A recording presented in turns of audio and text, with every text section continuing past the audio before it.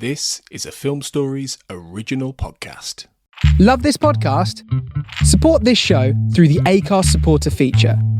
It's up to you how much you give, and there's no regular commitment. Just hit the link in the show description to support now. Explaining football to the friend who's just there for the nachos? Hard. Tailgating from home like a pro with snacks and drinks everyone will love? An easy win. And with Instacart helping deliver the snack time MVPs to your door, you're ready for the game in as fast as 30 minutes. So you never miss a play or lose your seat on the couch or have to go head-to-head for the last chicken wing. Shop game day faves on Instacart and enjoy $0 delivery fees on your first 3 grocery orders. Offer valid for a limited time. Other fees and terms apply. My dad works in B2B marketing. He came by my school for career day and said he was a big ROAS man. Then he told everyone how much he loved calculating his return on ad spend. My friends still laugh at me to this day. Not everyone gets B2B, but with LinkedIn, you'll be able to reach people who do. Get a $100 credit on your next ad campaign. Go to linkedin.com/results to claim your credit. That's linkedin.com/results. Terms and conditions apply. LinkedIn, the place to be, to be. Hey, I'm Ryan Reynolds. At Mint Mobile, we like to do the opposite of what Big Wireless does. They charge you a lot. We charge you a little. So naturally, when they announced they'd be raising their prices due to inflation, we decided to deflate our prices due to not hating you. That's right. We're cutting the price of Mint Unlimited from $30 a month to just $15 a month. Give it a try at mintmobile.com/switch. $45 upfront payment equivalent to $15 per month. New customers on first 3-month plan only. Taxes and fees extra. Speed slower above 40 gigabytes. See details.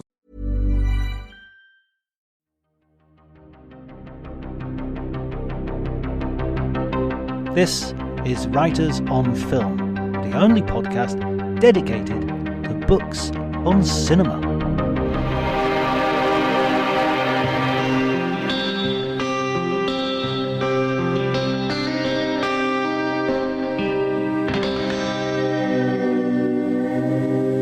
Hello everybody and welcome to Writers on Film. My name is John Bleasdale. I'm a writer and a film critic, and today I am delighted to be talking to Graham Skipper, who is the author of a new book, Godzilla, the official guide to the King of the Monsters. This is a book which has been commissioned by Toho, the company behind Godzilla, originally founded in 1932. It has produced a whole series of movies, including the Godzilla movies.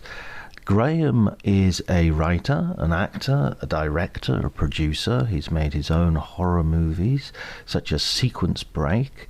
He's written a book of essays for Fangoria and my favourite horror book. He has also appeared in The Reanimator, the musical, as Herbert West himself for Stuart Gordon, the late lamented Stuart Gordon. And he's written an amazing book. I mean, there's no one more qualified than Graham to write upon this subject. And this is a beautiful book, got loads of great photographs in it, and it gives you a film-by-film guide to a genre which is really loved by many. And if you haven't dipped into it, if you haven't ever watched a Godzilla movie, then this book's kind of a really good way of starting, because it will definitely give you a way in to what is a fascinating and entertaining genre. If you enjoy the episode, please remember to like and subscribe and do all those things I ask you to do. Should I stop asking you to do it? Is it a bit boring for me to... I was thinking the other day when I was listening back to an episode that maybe I repeat myself too much. Maybe I've become a little bit too formulaic in saying certain things. So, let me know. Let me know if you think I should shake it up a little bit and be a little bit looser. It's just a way of trying not to say too much, I guess. If you have a sort of script in your head, you can just ride that without having to worry too much about actually having to think about what you're saying. But that doesn't necessarily make for the most compelling listening experience. So, yeah, let me know about that. That'd be interesting. Any feedback you have would be interesting. We're heading towards our 100th episode now, so always looking towards shaking things up and making it more enjoyable. On another little bit of personal news before we get to our conversation with Graham, I'm setting up and developing a new podcast which is going to be about Italian cinema and will hopefully offer you a kind of guided tour of the worlds of Italian cinema, and I'm going to look at everything from giallo to spaghetti western to neorealism to silent movies, white telephone films, the whole gamma, the whole range of Italian cinema. So that should be coming out in the next few weeks. It's in the process of development at the moment, approaching guests, recording episodes and everything. So that's something I hope that you will be interested in too. Before any of that, enjoy the conversation.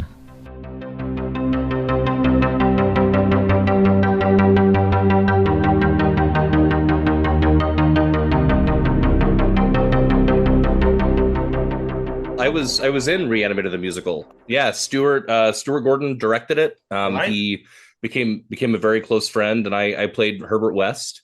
Wow. Did it for about 4 years, and it's sort of what got me. It's not sort of. It is what got me into the horror business. It's kind of where I met everybody. It's where I met Joe Begas. Joe was the stage manager on that show, and so that's where we met. Brilliant, and congratulations on the book. I really Thanks so enjoyed much. it. Thank you. I have to admit, and yeah, again, in a way, this is sort of like a perfect thing for a perfect reader for the book. My knowledge of Godzilla is restricted to the very first movie and the sort of later American remakes and the cartoon when we were kids with Godzuki and all that sort of stuff. But your book made me really go, oh, I've got to watch some of these other films. Good. Well, that's the goal. What was your first experience of Godzilla? When I was probably 5 or 6 years old. My grandparents, they had a house out in the country, and we would go there every other weekend or so. And they had, if this was ever as popular over in Europe, it might have been these huge satellite dishes in the backyard. Back in like the early days of like satellite TV. So they had this huge satellite dish that would pick up all the channels that it could. So like it picked up HBO, even though they didn't pay for it. It picked up, all the other sort of pay channels that we didn't have. And on HBO, I remember distinctly, they had one TV, and it was a little bitty TV in their bedroom. And it was up on the wall. And I would just sit in there and watch whatever was on TV. And I saw coming up next on HBO was King Kong versus Godzilla. And I remember thinking, and this is one of my earliest memories, I remember thinking, well, I know who King Kong is, and I know who Godzilla is, and I like monsters. And so I'm probably going to like this, and so I watched it and I just loved it. And then my whole thing, back then HBO played Godzilla movies all the time. So that was whenever I go visit them, I just sit back there and just wait for Godzilla movies to come on. They'd have them like on in rotations. Yeah, exactly. Yeah. Just, you kind of knew the time of day on. It was a blast. I loved it from the very beginning, and I loved all the toys. And like I said, I've always been a monster kid. And so it was really just, I don't know, it was just kind of like a perfect mixture of things for me, because I was also a scaredy cat, and they weren't that scary, I liked monsters, but I was afraid also. So like Frankenstein and the Wolfman and stuff like that stuff scared me a little too much. But Godzilla, it was fun, but it was still a monster. So I think that's kind of why I fell in love with it. Are you still scared? Because I'm a big horror fan, but I'm absolutely terrified of horror films, and that's my thrill, but I'm not jaded. Yeah, I mean, I wouldn't say I'm jaded. I enjoy them. I mean, there's certainly some films that scare me. I mean, Hereditary is the one that pops into my head most recently that really genuinely scared me. I get very scared by horror video games.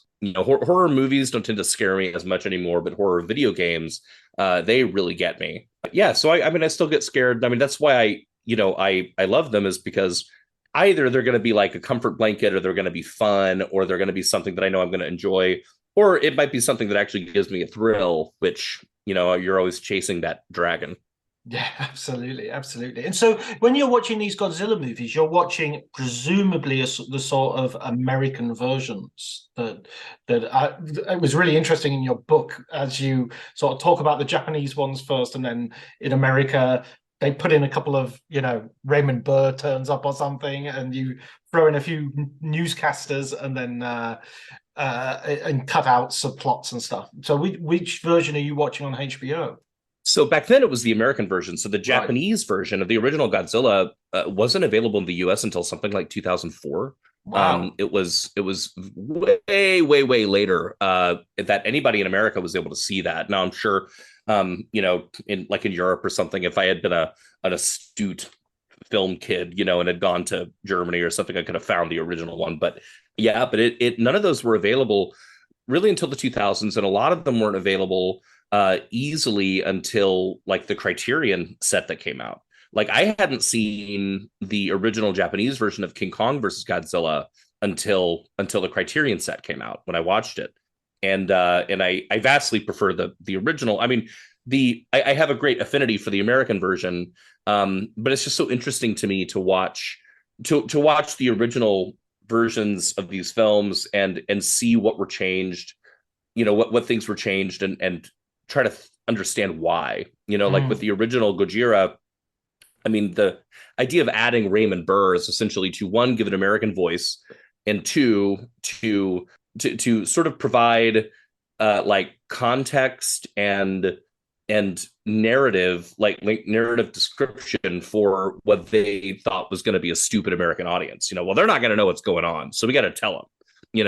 And then there's also this added layer of like American kind of machoism of like, we're going to kill this monster. In the Japanese version, it's a lot more, dour and tragic, but it's not so much about like how amazing the military is. It's about how unstoppable this force is. And they sort of recontextualize that a little bit for the Americans. For King Kong versus Godzilla, I actually find, and I want to say too that I don't mind the Raymond Burr version. They still keep a lot of the soul of it, and I actually think the craft of being able to realistically insert Raymond Burr into these scenes, and they do that a lot now. Like it was funny, I was watching the new Fast and Furious 10 trailer, and where they essentially insert Jason Momoa into scenes from part 5 that he was never actually in. I was like, oh, they're doing a Raymond Burr. Like that's what they did with Raymond Burr and Godzilla. But with King Kong versus Godzilla, the original Japanese is very funny. It's very cartoony. It's big. It's extremely satirical. They really lean into kind of the slapsticky nature of the humor. And in the American version, it takes itself a bit more seriously, which I think is kind of to its detriment. Because the American version to me it's a little hokey, and it's a little like, there's no way to really make these two monsters the way that they're designed in this movie look cool. I mean, to a 5-year-old, they're cool, but watching it now, it's like they're not cool. It's a little goofy, it takes itself too seriously. And at least in the original Japanese, you can see the original vision was one really sending up the satirical or really satirizing, the commercial entertainment business in a way that leaned very heavily into the comedy. And I just think it works better.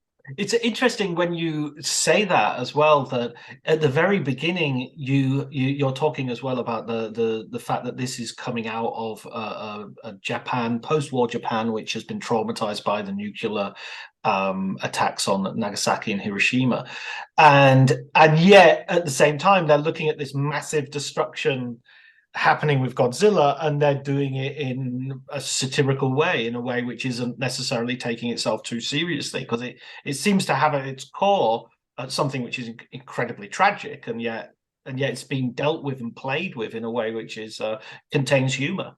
Yeah, well, I mean, Godzilla, after the original film, which was just a gigantic, massive success, locally in Japan and then globally,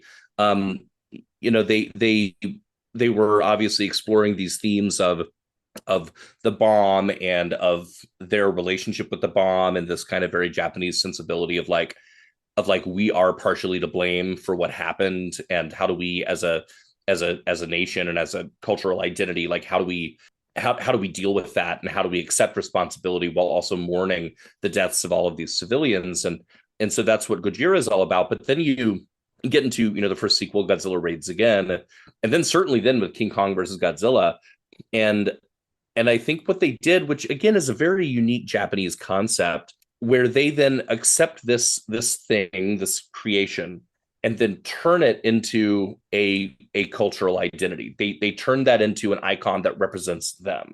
And so then Godzilla starts to shift away from being a menace to being a friend, and he doesn't really fully become like a friend until Ghidorah the three-headed monster. He's generally always kind of a menace up until then, but they become funnier, they become more kid friendly.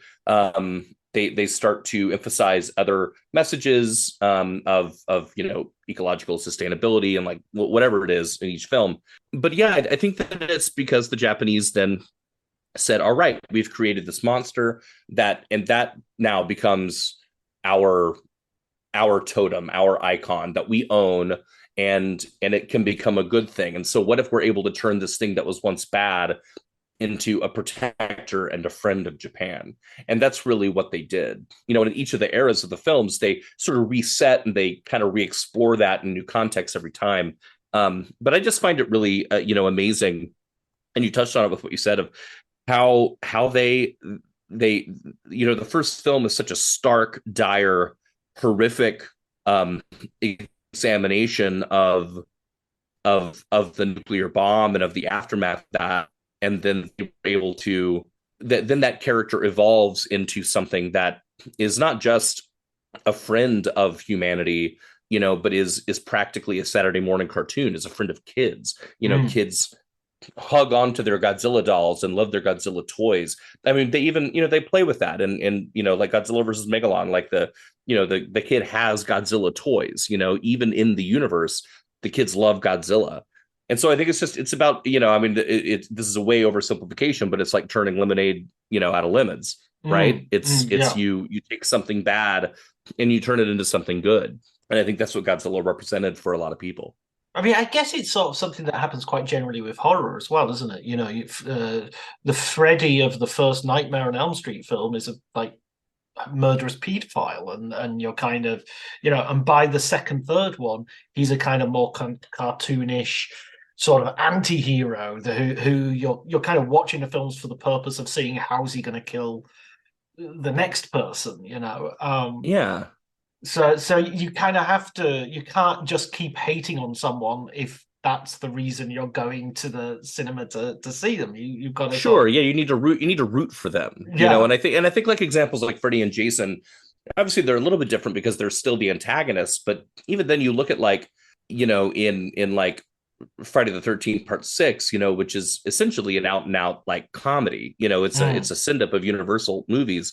Now, is Jason like protecting the people? No, like I think that's where it differs with Godzilla, where Godzilla, there is still a bad, it would be sort of the same as if like, I don't know, if in Freddy versus Jason, if Freddy showed up and all of a sudden Jason was protecting the kids. But yes, absolutely. I mean, I think that over the course of all of these different these franchises, and especially with Godzilla, they definitely evolve in such a way to where you are you're really rooting for him, and you are excited when he shows up, not because he's going to destroy everybody, but because he's going to help you. I mean, that's like kind of the whole premise of Godzilla versus Mechagodzilla is that Godzilla shows up and he's bad and holy shit, and he beats up Anguirus, one of his best monster friends. And even Anguirus is like, holy shit, what's going on? Well, it's revealed that it's not really Godzilla, that's Mechagodzilla. So even baked into the substance of these later movies, Godzilla being bad becomes such a foreign concept that it's like horrific when he shows up and he's doing bad things. It just becomes a totally different film, and the people are just horrified, going, "I can't believe Godzilla's bad." And you think back to the original film, it's like, wow, how far we have come. Yes, yeah. So when you start getting these different monsters coming in, and you'll have to help me with the pronunciation because the Japanese word for them is kujuru, is that right? Kaiju.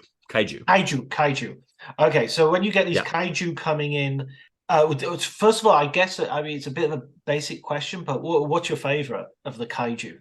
Oh, gosh. I mean, probably Mothra. I mean, I love Mothra. Mothra is, the Earth Mother. Mothra is always a good character, even from the beginning. I probably Mothra. I mean, I love all of them. I love Ghidorah.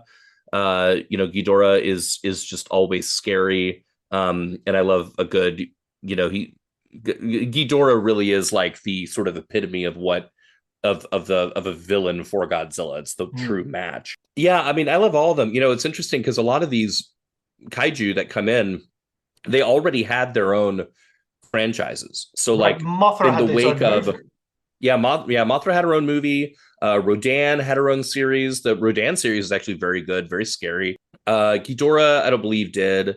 But yeah, like, it was truly kind of the first, when we think of like the Marvel Cinematic Universe and all these characters sort of coming into other movies, this was the progenitor of all of them. And it was all because Toho, one, saw the value of creating new series and then with all the ones that they owned, they were able to throw these popular characters together, which is why King Kong versus Godzilla came about, because they had the rights to King Kong, and that, I mean, that like in Godzilla Raids Again, he had fought Anguirus, who was just a creation that they made up for that movie, but became a very popular character. King Kong versus Godzilla, that was the first time that two really iconic characters like that from two different film franchises were put together in a movie.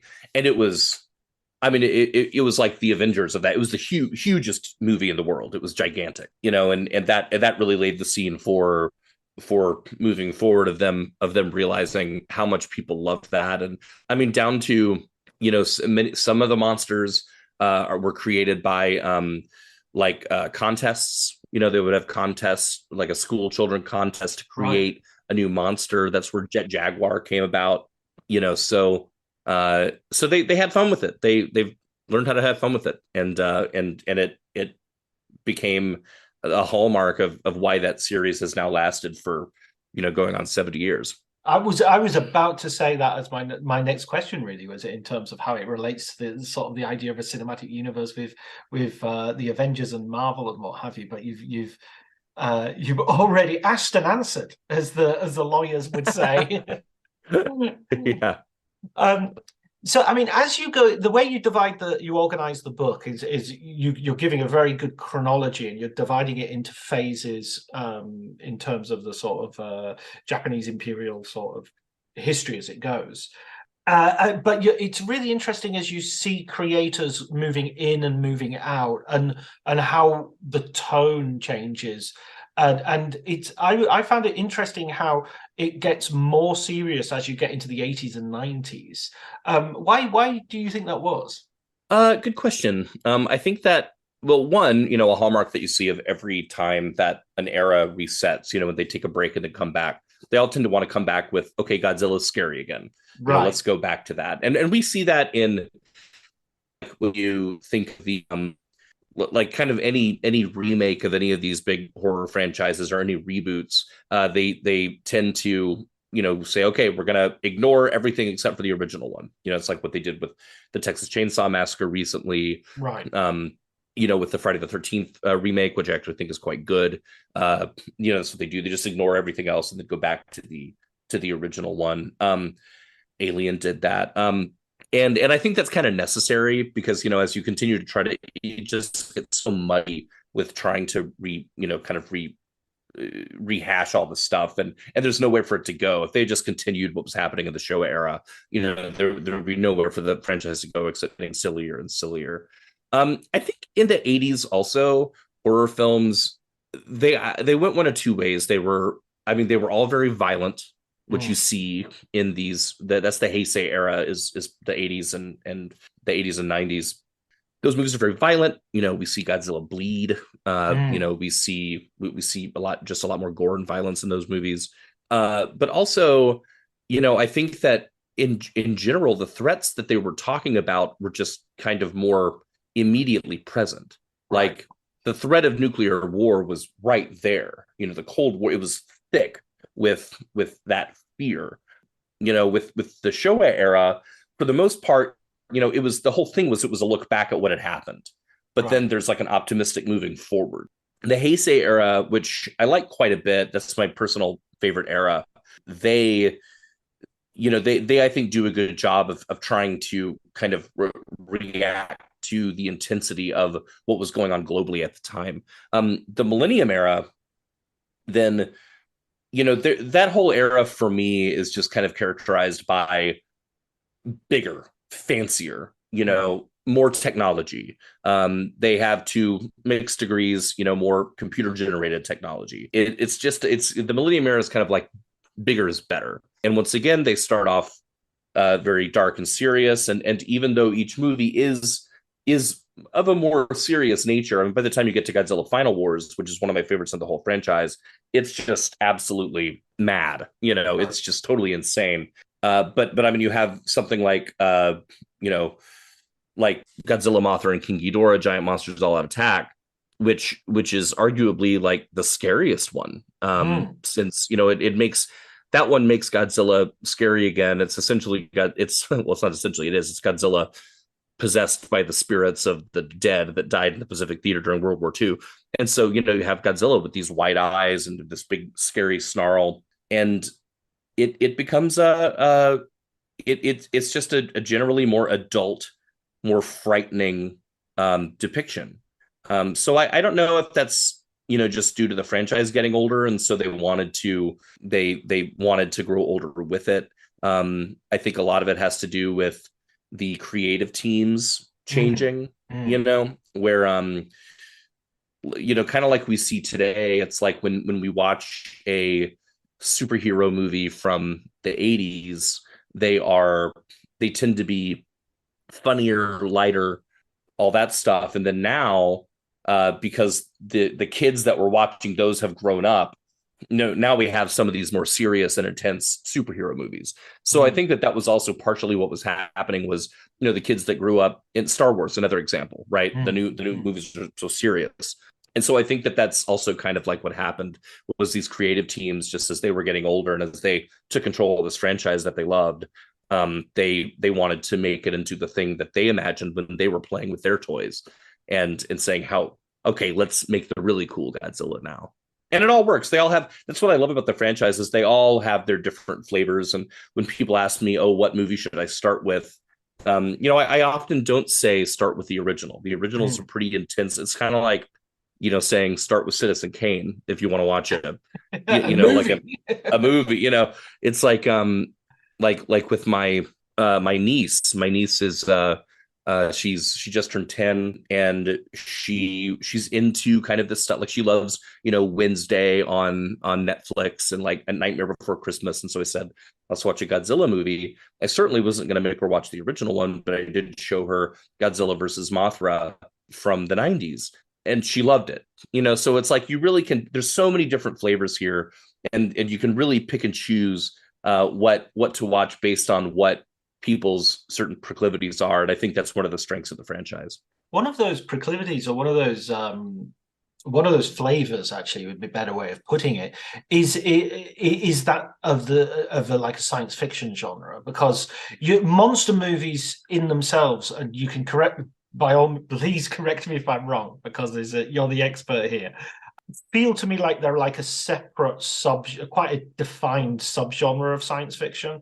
And the science fiction elements that come in later, like aliens, like other planets and things like that, it's a really big, it's a shift. It feels it reveals how the original Godzilla, you have this one science fiction element, which is this big monster, but it's also kind of almost like a fantasy element, or an adventure element. I mean, would you define King Kong as science fiction?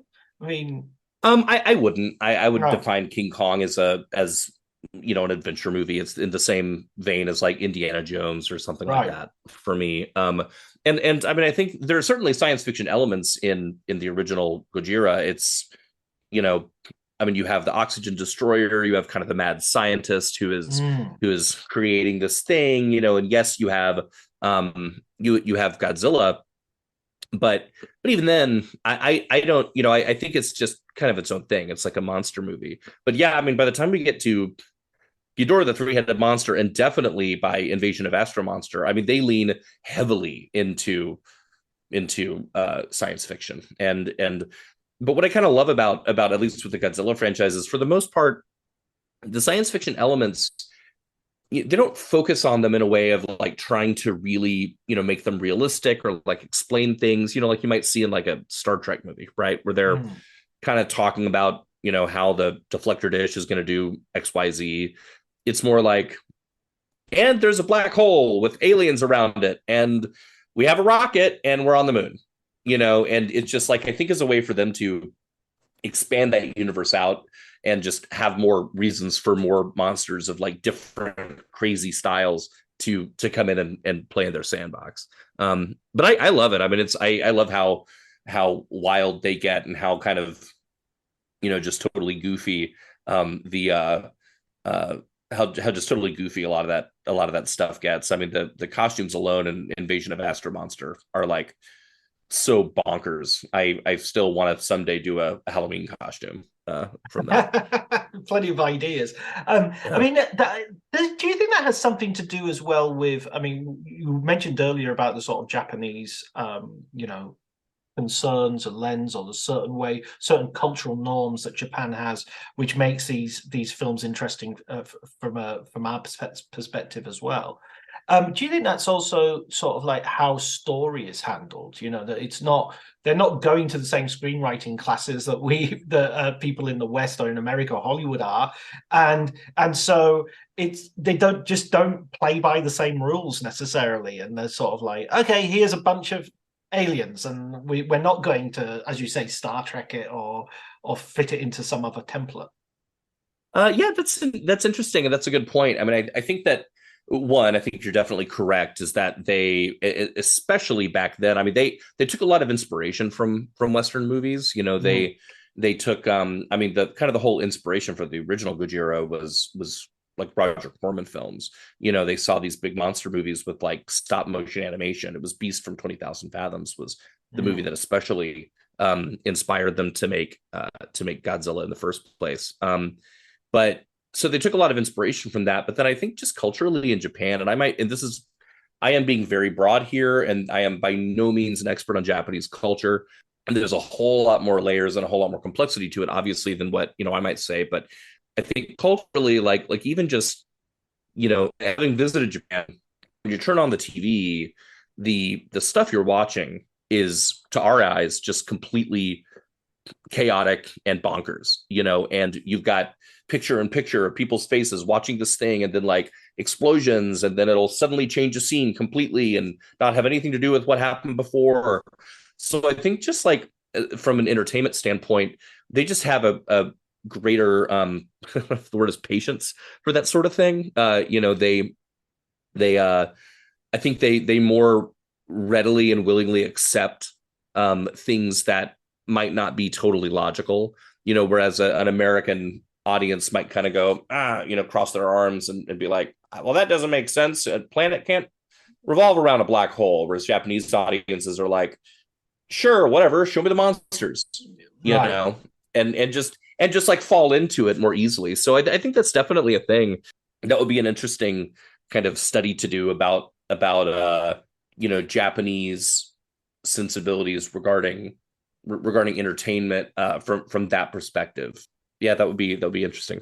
I think, yeah, it's funny because it's kind of happening at the moment with Netflix and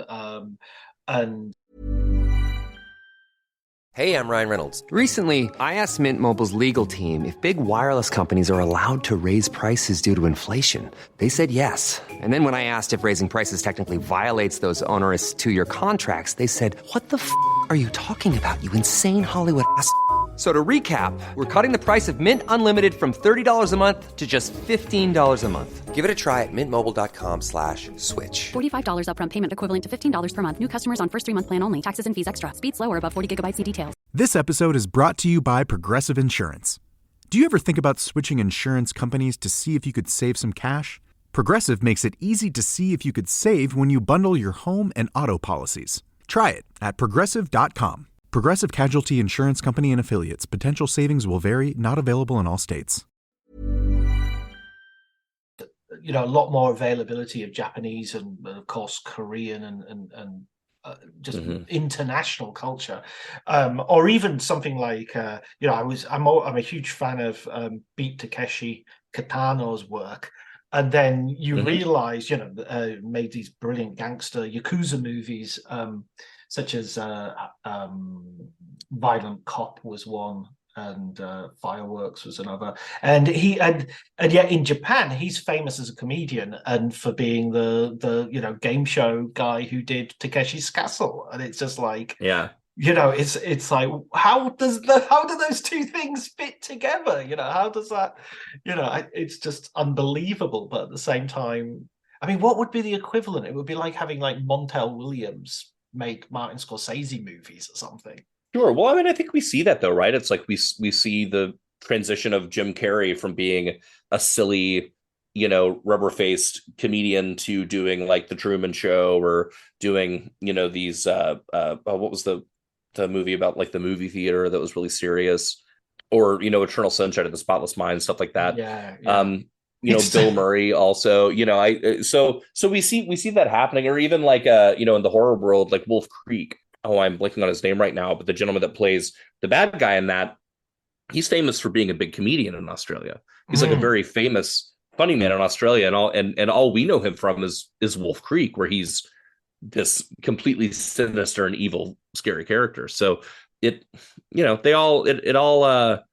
think that happens kind of in every culture, but maybe the Japanese are a little bit more willing to, and again, this is a big overgeneralization, but maybe the Japanese are a little bit more willing to accept that more quickly than American audiences are, where American audiences are always tend to be, they're pretty judgy. They go into something and they're like, Robin Williams in a serious role. Well, we'll see about that, and then we give them all the awards. But I don't know. That's interesting. It's, Japan is such an amazing place, and have you ever been to Japan? No, I haven't. No, it's definitely on my bucket list, though. It's an incredible place. I had the opportunity to go a number of years ago, and it just really is amazing to see, to step into a world that is 100% different from what you've ever known. It's mostly like, if I go to Europe, right, I still, like, I've been to Berlin a number of times, right, and even though I don't speak German, I walk around.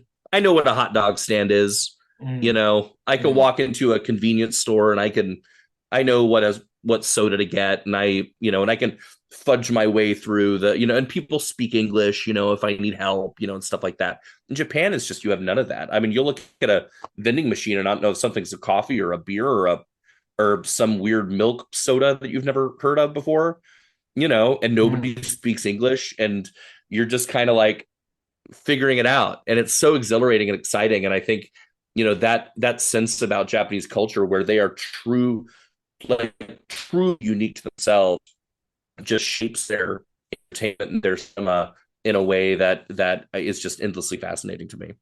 Yeah, absolutely. I totally agree with that. I think that's a really interesting point, because we tend to talk about globalization, or we used to. We don't seem to talk about it anymore, but we used to talk about globalization as being, everywhere is becoming the same.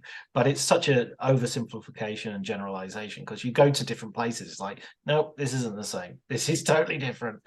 And so when you come to like the American later remakes, when you come to people like Emmerich, I guess being the first major one. I remember the trailer for Emmerich's Godzilla, the very, very first like teaser trailer, and it was like a massive foot crashing down on a T-Rex skeleton in the museum. And it was really sort of, oh, you saw Jurassic Park? This is the king of monsters. What was your reaction to that take? Well, I mean, that came out in 98, so I would have been 15 when that came out, right? Yeah, 15. I loved it when it came out. I flipped out over that movie. I had the soundtrack.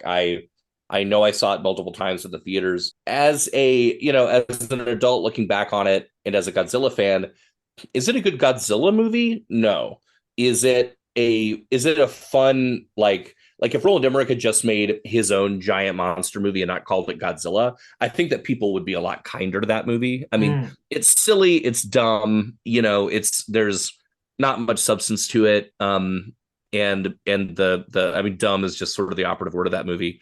But it's to me, it's certainly entertaining. The thing about that movie was the American studios had for a long time been really wanting to make a Godzilla movie, and there have been a few like stops and starts throughout the years, but finally, when Emmerich was given the green light to make it, I mean, he admits he was not a fan of the original franchise. He didn't get it. He didn't like the more serious ones, and he just sort of threw everything out the window except for the title Godzilla and the idea that it was a big lizard. And he just and he admits in interviews, he was like, yeah, we just threw everything out and just made our own thing, which is understandably upsetting to Godzilla fans, but I think that also is a very kind of unique American sensibility of like, I don't care what they did, I'm just gonna do my own thing. It's gonna be bigger and splashier, and we're gonna put Matthew Broderick in it and whatever.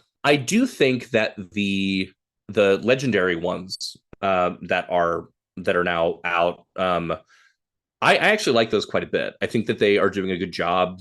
I really love Mike Dougherty's Godzilla King of the Monsters.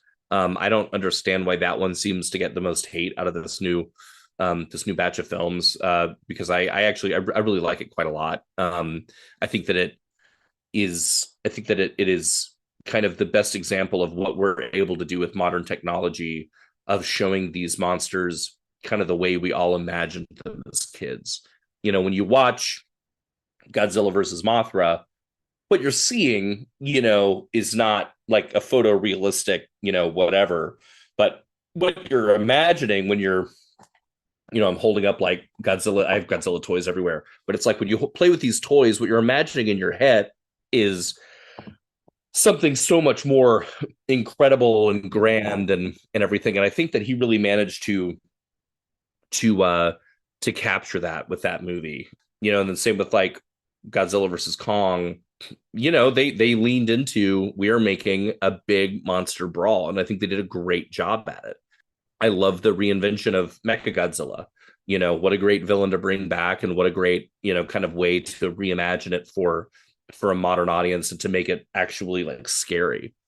Yeah, I mean, I like what they're doing, and there are some purists that really don't like them, but that's fine. But I think that for me, as long as it's like different, then I'm happy. It's like I'm glad, like with Shin Godzilla, Shin Godzilla, it comes out and it is so completely 180 from like what they were doing at the end of the Millennium Era, which I also love.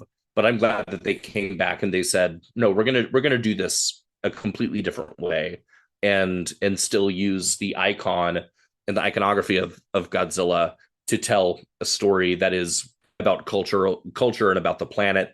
But we're gonna do it differently than you've seen it before. That's what I really appreciate when a filmmaker does that. I muted myself and forgot to unmute myself. if only that would happen more often. Shout the whole audience.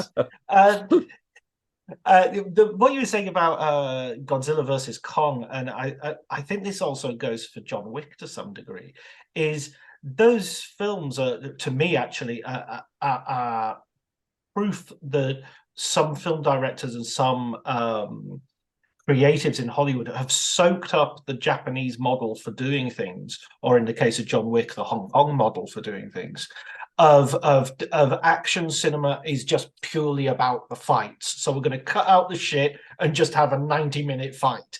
And that's basically John Wick, although apparently the new one's like 3.5 hours long or something. And the same thing with Kong. If you're sitting there waiting for the characters to somehow have some impact in the story, then you're going to be disappointed. You have to watch it thinking, no, I just want to see these two monsters fight for as long as possible. Yeah, I mean, and again, this is a very sort of American take on the Godzilla franchise.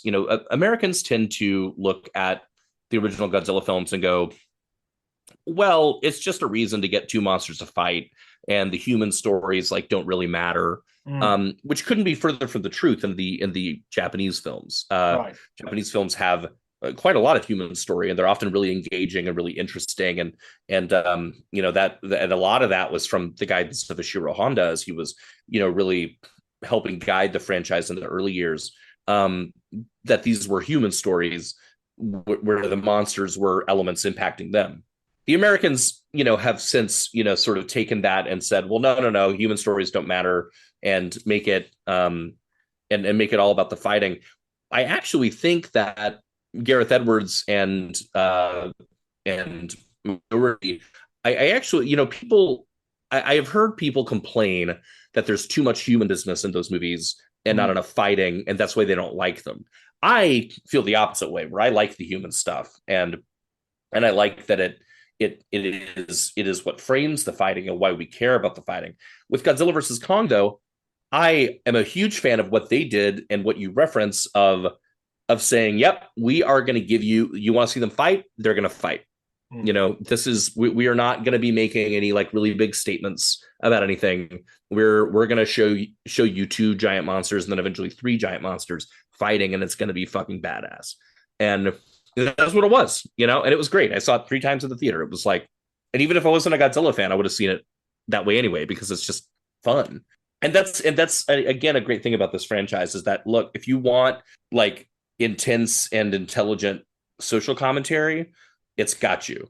If you want just a fun afternoon out at the movies, seeing some silly nonsense, it's got you. You know, it's a flavor for everyone. Back to the flavor, this ice cream Godzilla.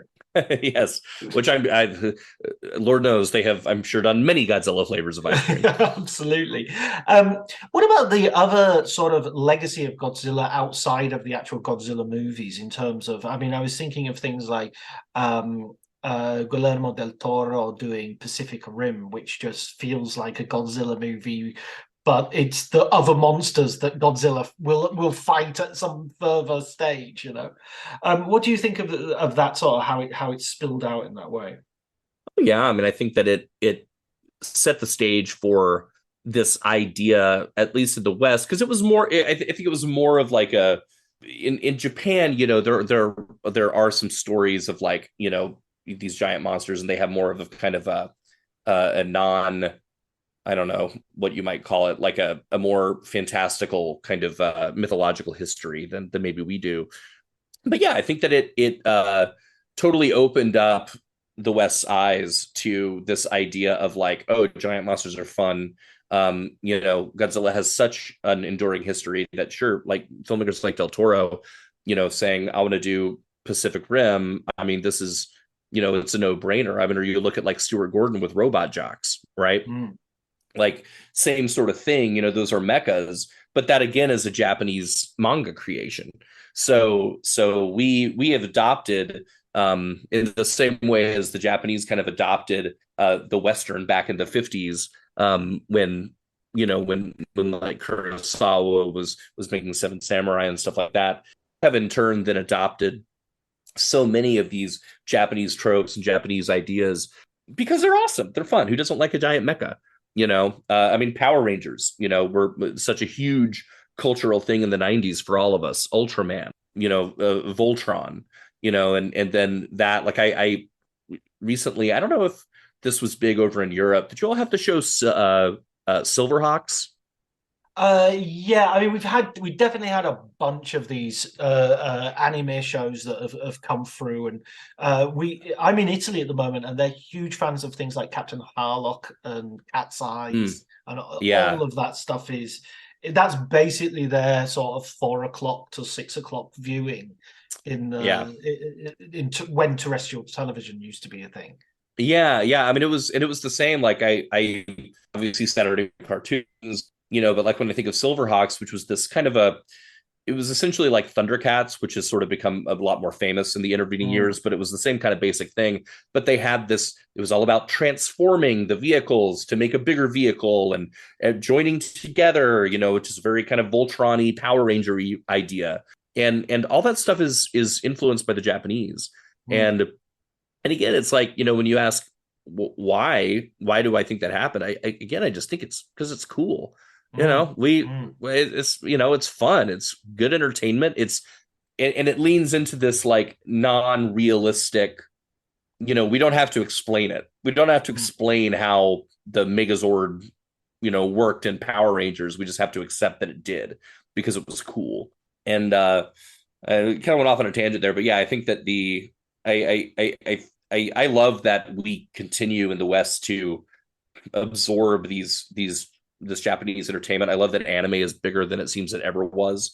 I teach sometimes at a middle school here in Texas, and the kids are all about the different anime shows. Right. They know so much more than that, or like Pokemon is back, and it just goes to show like these are really enduring symbols, and every single one of those kids, even if they haven't seen a movie, they know who Godzilla is. And I think that's the thing that is ubiquitous. It's the same as like every kid knows who Frankenstein is. Every kid knows who Dracula is. Every kid knows who Mickey Mouse is. Kids know who Freddy Krueger is. These complete like cultural symbols that cross cultural boundaries. And Godzilla's right there at the top of that list. You can't go anywhere in the world without showing like that silhouette of Godzilla. And like if you were in Helsinki, I'm sure they go, "That's Godzilla." If you were in Thailand, I'm sure they go, "That's Godzilla." And that's pretty cool. I mean, that's a pretty intense cultural impact. Absolutely. I mean, yeah, maybe I'll go on a tangent a little bit here as well, but looking at the modern franchises coming out of Hollywood, I'm talking about the big action movies that are non-Marvel. You've got Transformers, which feels is utterly dependent on and feeding into that cultural influence. And even something like Fast and Furious, I think they're sort of like utterly joyfully unrealistic nonsense. Let's just fly across.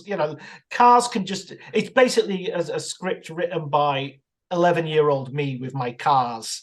Yes. And now this car can fly off the banister of the stairs and go to the moon or whatever.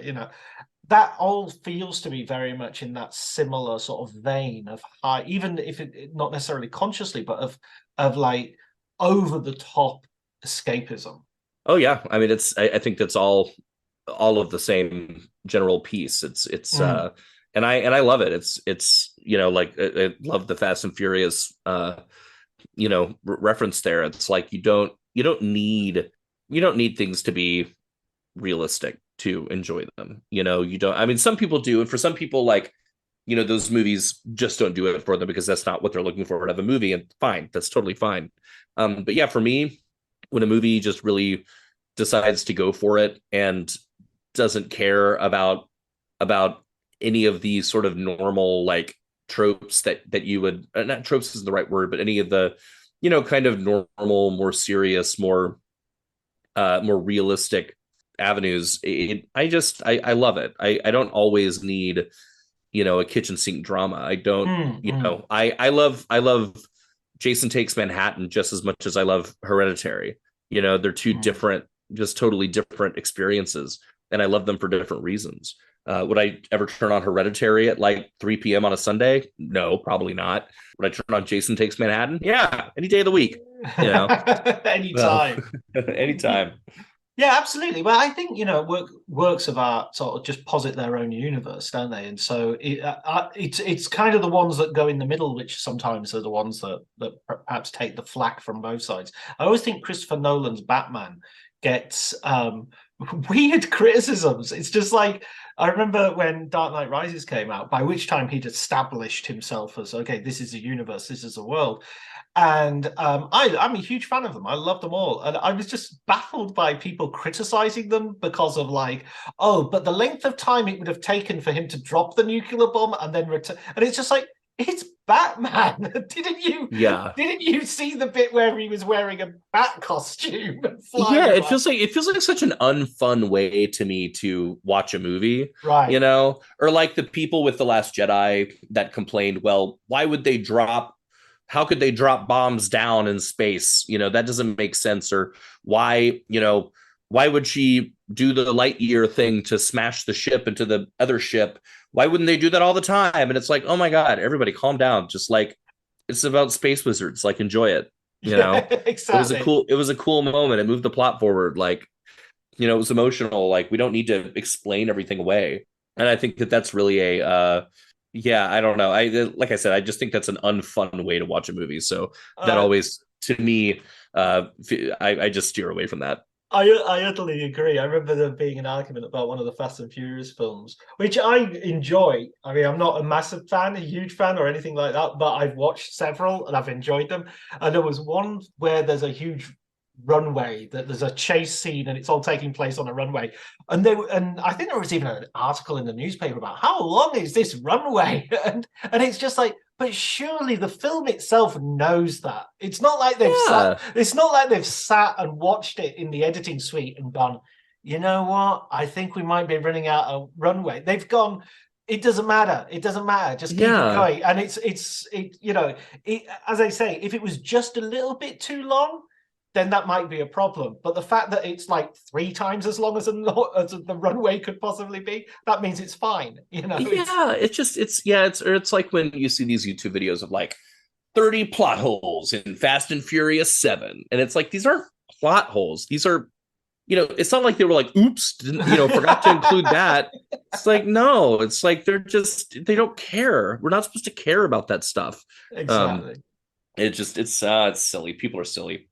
Yeah, I think, I mean, consistency. I mean, Thelma Schumacher said it when she was editing Goodfellas. You know, she said some takes are the best takes for the performance and everything, but there'll be a continuity error. There'll be like, he's got the cigarette in the wrong hand, or the coffee cup is in the wrong position.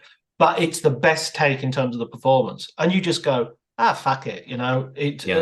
People are watching for the performance. They're not. If they're watching the coffee cup, we're screwed. You know, 100%.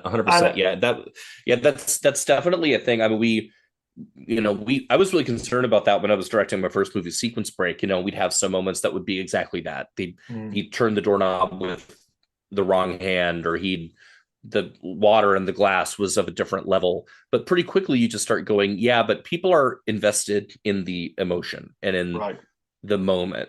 You know, that famous scene in Star Wars where, you know, the stormtrooper hits his head on the door.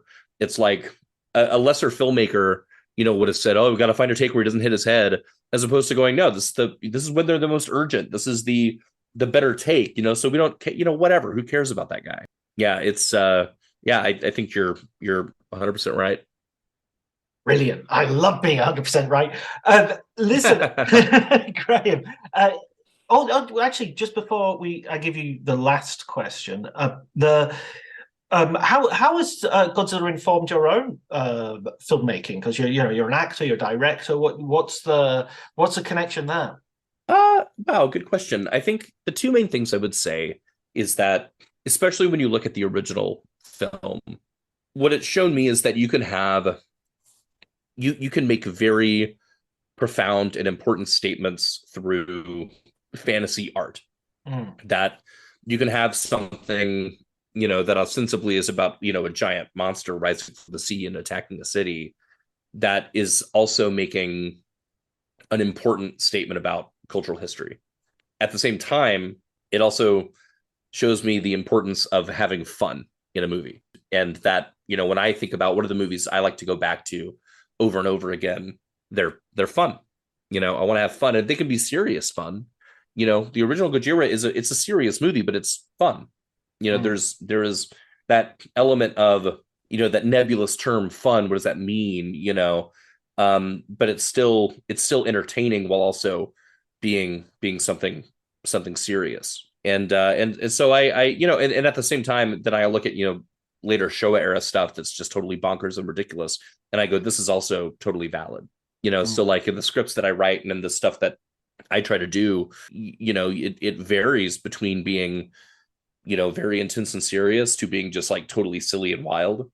And I love that and everything in between. And so I think just the Godzilla franchise shows me the importance of having fun with your filmmaking, and also not being afraid to make real statements with your fantasy art. Amazing. And the final question that I ask everyone is to recommend a film book, a book that you've read yourself, for our listeners. Yeah, interesting. A film book. Well, obviously, I recommend my own book, Godzilla, the official guide to the Kingdom of Monsters. Not allowed. Not allowed. That's the whole podcast is a recommendation of your book. I know. I really love. Let's see. I love If Chins Could Kill: Confessions of a B-Movie Actor.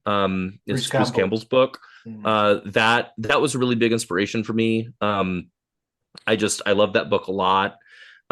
There's also another book that is written by Gunnar Hansen about the making of the Texas Chainsaw Massacre, and it is called.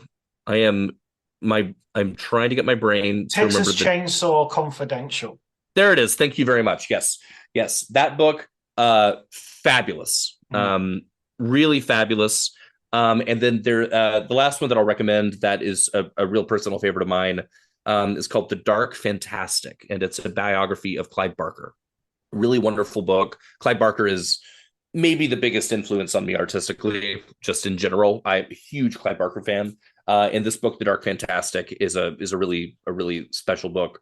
And even if you're not necessarily a Barker fan or you don't know his work, it's just it's a great book about artistic expression and about the artistic experience. So highly recommended. Wow, those are some great recommendations. The Gunnar Hansen one I finished like a few weeks ago. Oh, really? Yeah. It's great, isn't it? It's so good. And I was in Texas in June last year, and I went to all of the different you went to them. That's the great. Locations, and it was really a lot of fun. Did you eat at the restaurant? No, I went in and had a drink at the original house that they've sort of moved. Yeah, I went and had a drink and took the photograph. And it's still kind of creepy. It still creeps you out a little bit. It's a little weird. I went there. It was during Fantastic Fest a number of years ago, and me and my friend Matt Mercer went out there, and it was fun. We walked in, and we could see it was the house from the outside, but we walked in, and there was like nothing there about Texas Chainsaw Massacre, which is very weird to us. It's just a bunch of like old people eating lunch. And we asked the lady at the front, like sort of desk or whatever, is this the Texas Chainsaw house? And she was like, she rolled her eyes and said, all right, let me go get Tina for you or something. She comes back with this like 18-year-old like goth girl that works there that clearly is the one person that knows everything about it. She's like, okay, let me show you. Come on. This is where Leatherface steps out. Let's go. This is where she jumps out the window. This is where Grandpa was. And then of course we had to sit in the dining room, which is the dining room from the movie. And we had some barbecue, and it was great. It was great. Well, now they've definitely.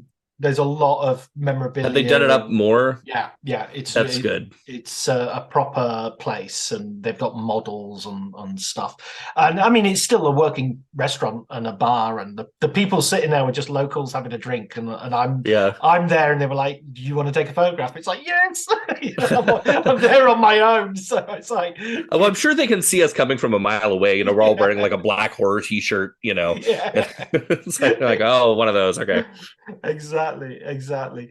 And Clive Barker, of course, I went to Liverpool, was my college town, so I know Clive Barker from his interesting career, because there was that period where he did that film, what was it then, Nightcrawlers, was it? Nightbreed. Yeah.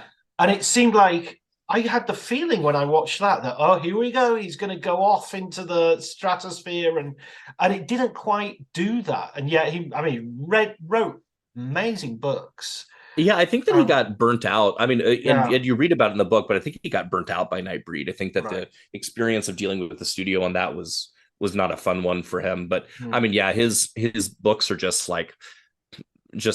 phenomenal. I finally read Imagica, which is his like sort of biggest. It's definitely his biggest book. It's like his magnus opus. Yeah, and he and I just absolutely loved it. I finally, it was one summer, and I said, okay, I'm finally going to read this. I'm going to read this book, because it's like this thick. It's gigantic, over 1,000 pages, and very rewarding. Very much well worth it. Yeah. Excellent. Well, listen, Graham, thanks so much for talking to me, and congratulations on the book. It's an absolute Godzilla of a book, and beautiful to look at. So loads of great photographs and pictures. Thank you. Thanks so much. Yeah, I'm really so lucky to get approached by Toho to do it. And working with them was just fabulous, and couldn't have asked really for a better dream job. I'm very, very, very thankful.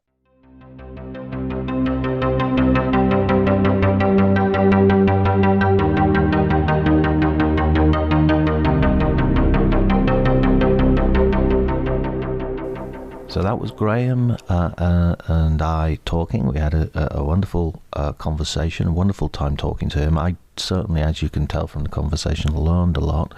It certainly broadened my attitude towards the films. I'm going to definitely root out some of those titles that Graham suggested and give them a watch.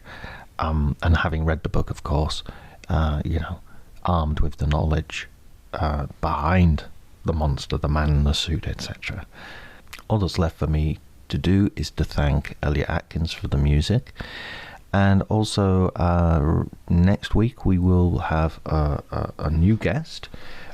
He is going to be Stuart Clowens, and he has written a book, Crooked But Never Common, The Films of Preston Sturges. What an amazing topic, and it is a really good book. I've already read it and recorded the episode, so I can tell you it's going to be a really fun episode. I hope you enjoy it. But until then, take care.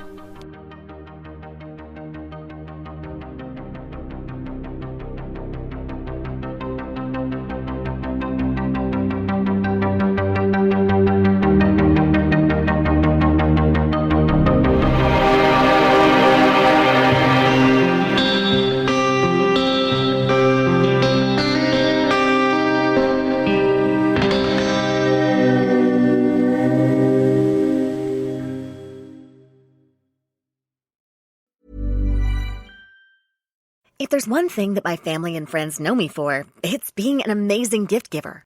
I owe it all to Celebrations Passport from 1-800-Flowers.com, my one-stop shopping site that has amazing gifts for every occasion. With Celebrations Passport, I get free shipping on thousands of amazing gifts. And the more gifts I give, the more perks and rewards I earn. To learn more and take your gift giving to the next level, visit 1-800-Flowers.com/ACAST. That's 1-800-Flowers.com/ACAST. Hey, it's Mark Marin from WTF, here to let you know that this podcast is brought to you by Progressive Insurance. And I'm sure the reason you're listening to this podcast right now is because you chose it.